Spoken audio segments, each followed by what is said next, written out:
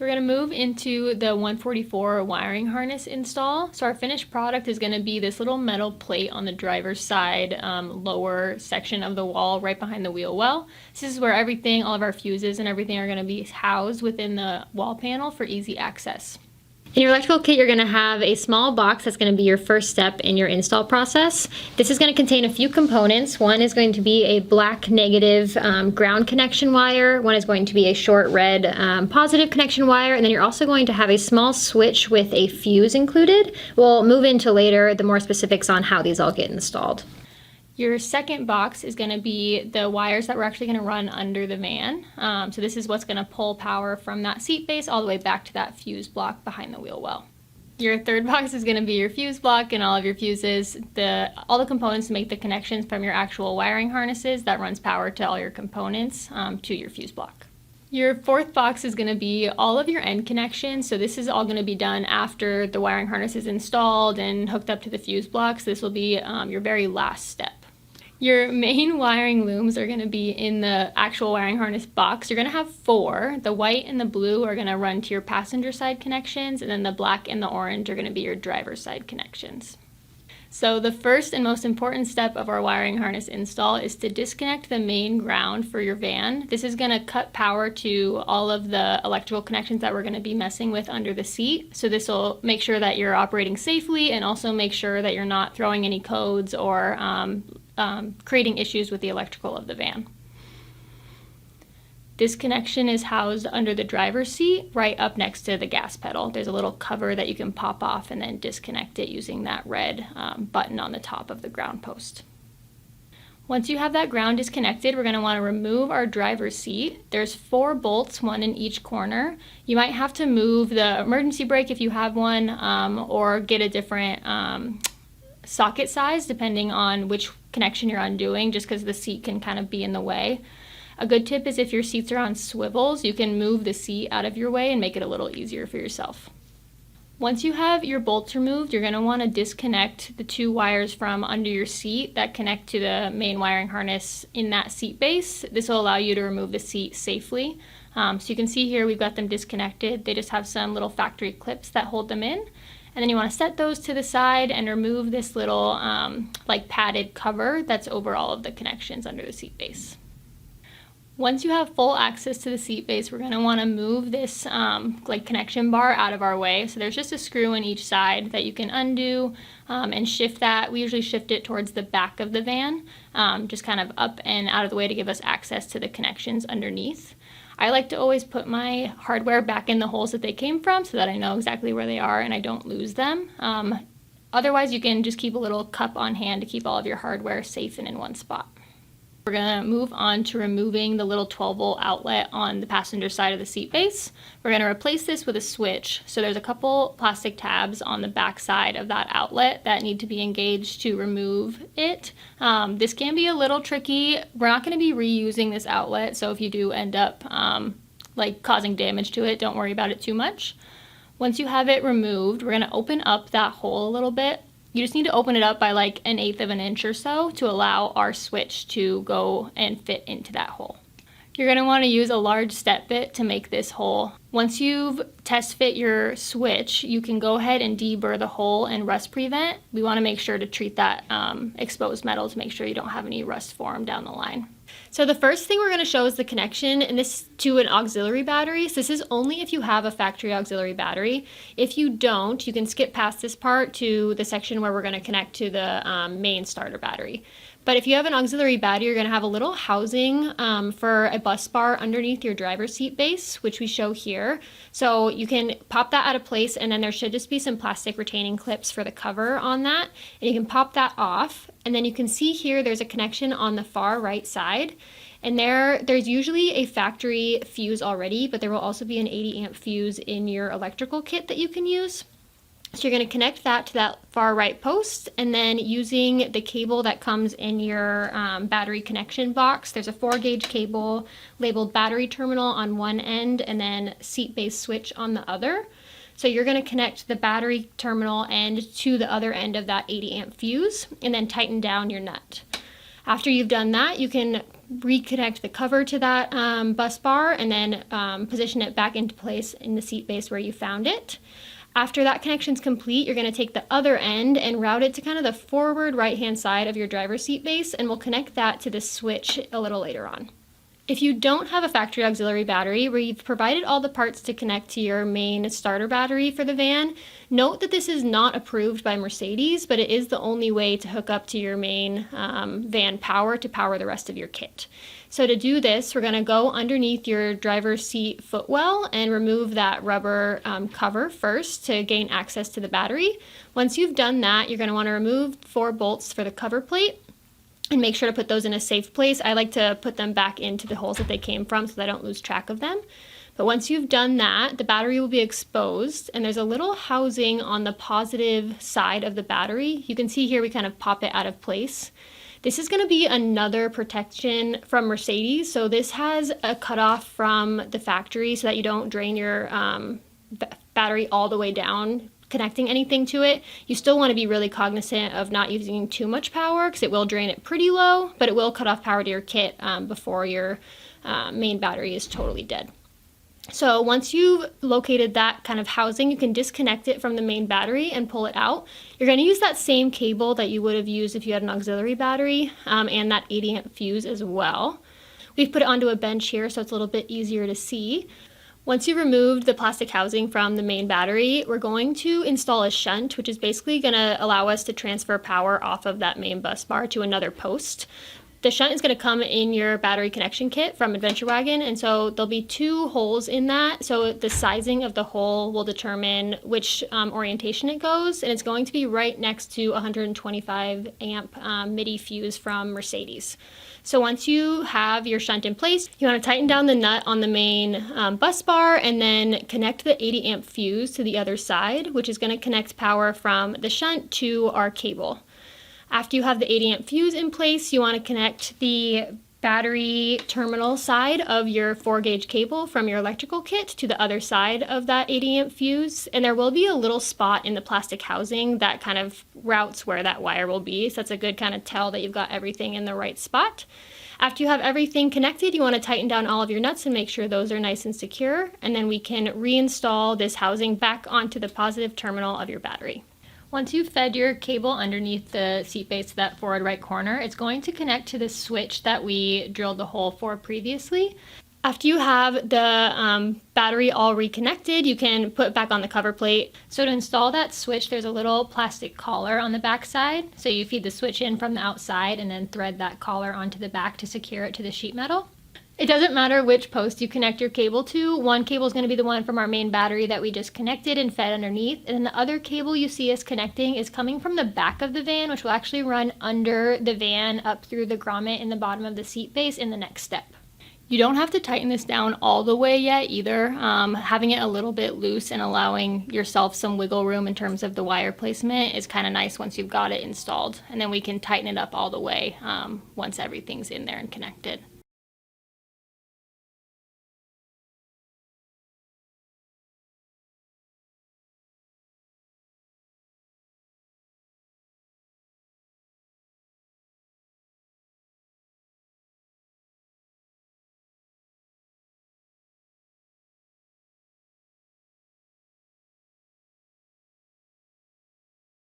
After we've got our switch connected and installed, we're going to move to the back of the van to run our wire. That's going to be our positive connection from that switch back to our fuse block. In order to do this, we actually need to drill a hole through the bottom of the van. So inside the driver's side bay, right like just forward of your driver's side wheel well, there's a little bump in the sheet metal. We're going to use a hole saw to drill a 1 3/8 hole. This hole is going to allow us to pass our wires from inside the van out under the van, and then we can run them under the van and out of the way back up into the seat base. As you can see here, we've got our hole drilled. You're going to want to clear out all those metal shavings and deburr and rust prevent that hole that you made before inserting the little plastic plug that's going to protect the wires from that raw edge. When you've passed your wires through that grommet inside the van, you can move outside the van, and underneath there's going to be a plastic cap that we're actually going to pop out. We'll end up modifying this in a minute, but after you've popped the cap out, you're going to feed enough of the red positive wire all the way forward to underneath your driver's seat base. So when you get under the van, you'll see this rubber boot with a zip tie around it, capturing all of the wires that are coming out of that seat base. So we're just going to want to clip that zip tie so that we can see up through into the seat base, so we can pass our wires easily up to that switch where we need them to be. We're going to move to modifying the little plastic cap we removed from under the van. To do this, we need a drill and a step bit, and then a Sharpie helps to kind of mark our placement of where our holes are going to be drilled. Basically, you're going to mark two X's or dots on your cap where you're going to drill, kind of evenly spaced on that plastic piece, and then we're going to drill it out to roughly 3/4 of an inch. You want it to be the same size as the plastic corrugation that's provided in your electrical kit. You want it to be able to feed through but also be a snug fit. You don't want it to be kind of falling out. That kind of helps just keep any debris or water from getting in as much as possible. Once you have a good fit, you can use your corrugation to test fit and adjust as needed. We can move back under the van and work on feeding the cables through the corrugated plastic. After you have all of the plastic covering your positive and negative wires, you can feed the ends right back into that plastic cap and then pop the plastic cap into place. You might need to use a little bit of pressure. You just want to make sure it's nice and secure back in that factory hole that it came from. Our positive wire is the only wire that's going to actually come up through the boot, and that's going to connect to the other post on that switch.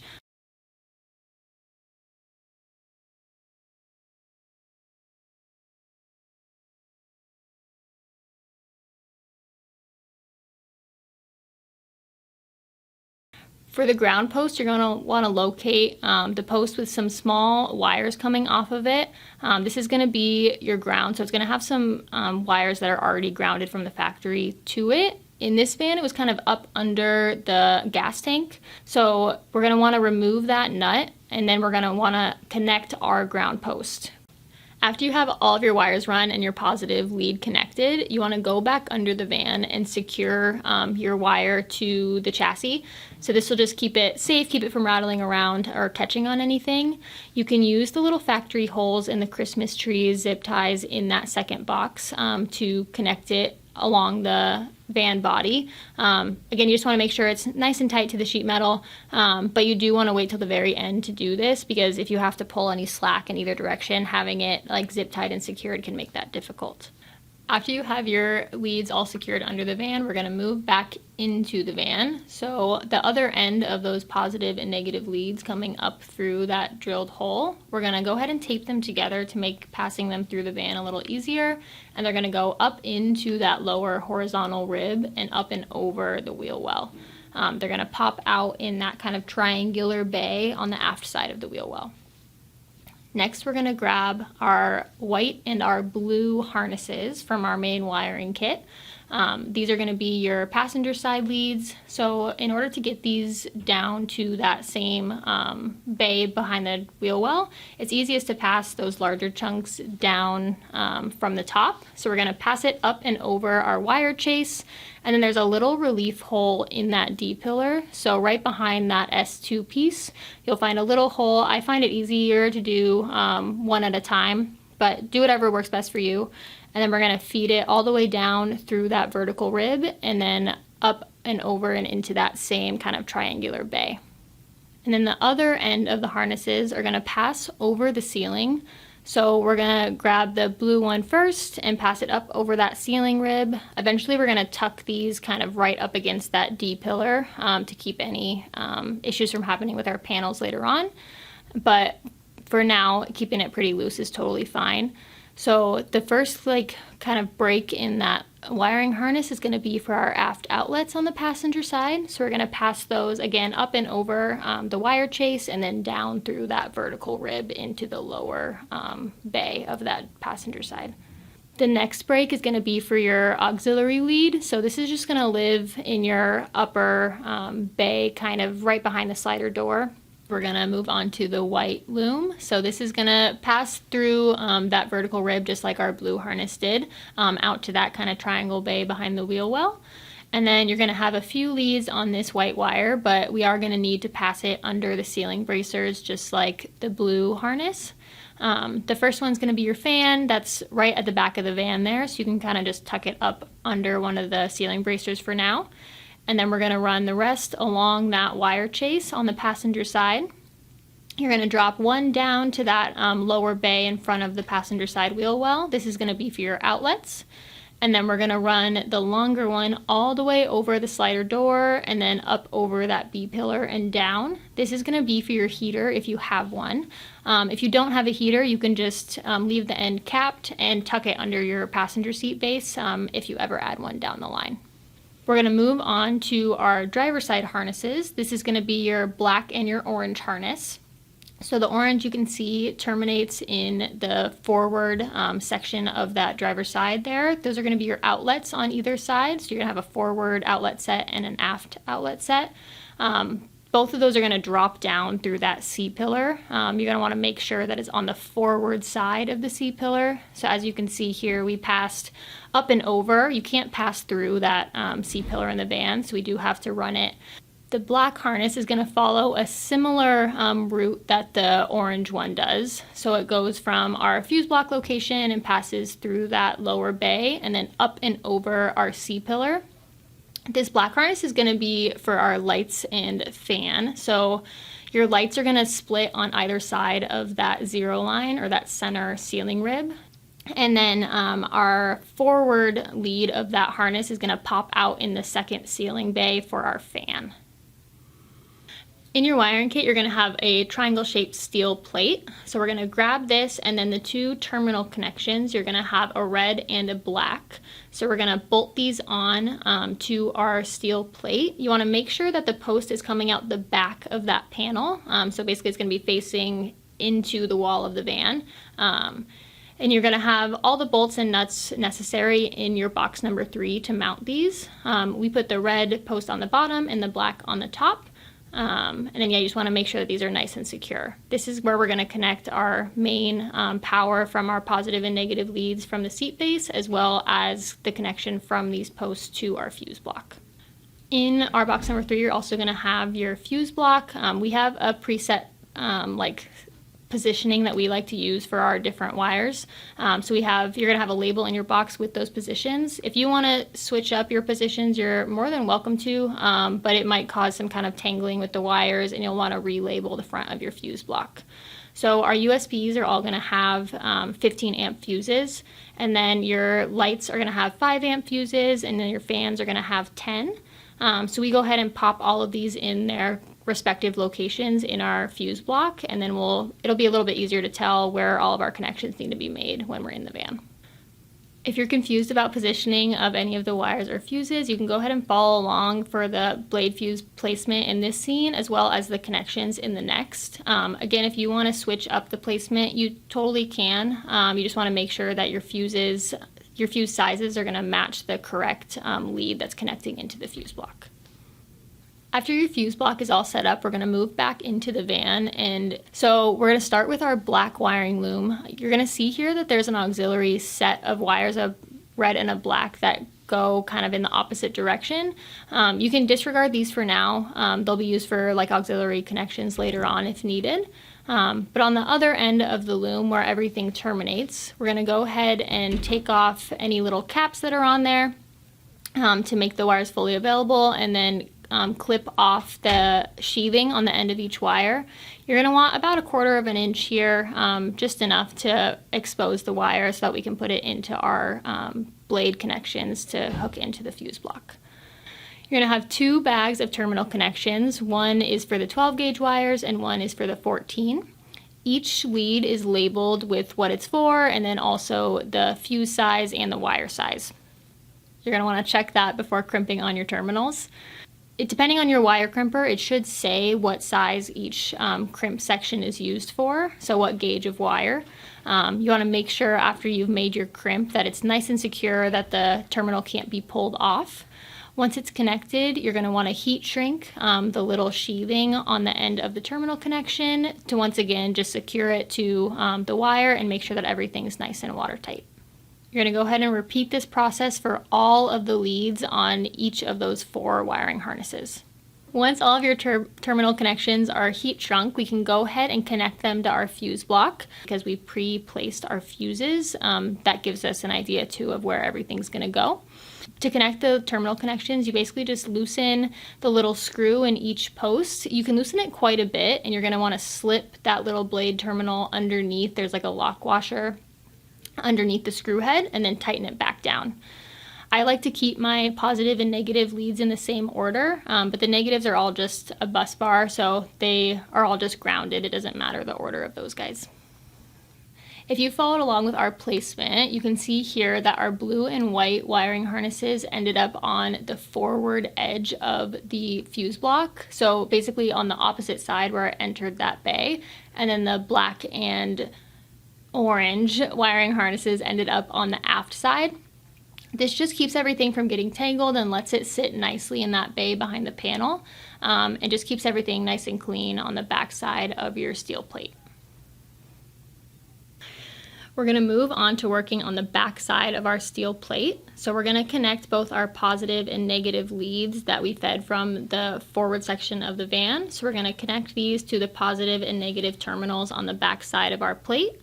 We're also going to connect the positive and negative leads from these same terminals to the fuse block. Before doing this, you'll want to thread on the rubber boot that's in box 3 onto those shorter leads.